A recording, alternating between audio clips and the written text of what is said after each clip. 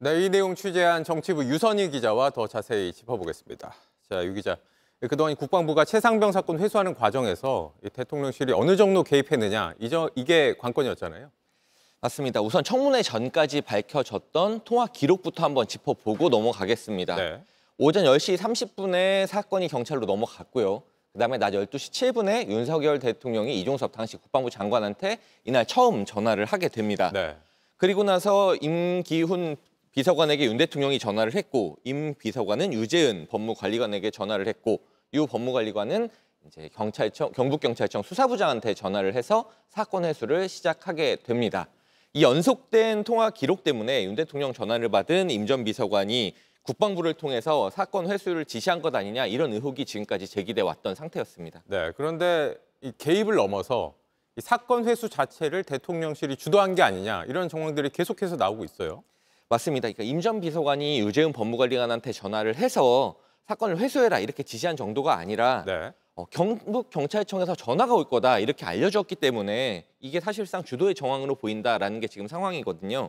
그러니까 대통령실이 이미 경찰과 사건을 돌려주는 것으로 먼저 조율을 하고, 거꾸로 국방부로 전화를 해서 지시한 것 아니냐, 이런 의혹이 계속 제기가 되고 있는 겁니다. 네. 이게 방금 전 봤지만 당시 통화를 했던 유재은 법무관리관은 국회에서 증언을 했고, 또 경북경찰청 고위 관계자도 그렇게 내가 먼저 전화한 게 맞다라고 양쪽 다 인정을 한 상태거든요. 이 사건을 돌려달라고 요청하는 국방부가 먼저 전화를 하는 게 자연스럽지, 돌려주는 경찰이 먼저 전화를 한 게 좀 자연스럽지가 않기 때문에 대통령실이 경찰을 통해서 사건 회수를 주도한 것 아니냐, 이런 의혹이 점점 더 짙어지고 있는 상황입니다. 네. 그리고 여기까지는 이제 국가안보실인 건데, 공직기강 비서관실도 등장을 하죠? 국가안보실 못지않게 공직기강 비서관실이 관여한 정황이 나와 있습니다. 네. 이제 공직기강 비서관실 박모 행정관이 경찰청 국가수사본부 이모 과장에게 전화를 했고, 또 이모 과장이 경북경찰청 수사부장한테 전화한 다음에 사건 회수가 시작이 됐다. 여기까지는 이미 나온 상황이었고요.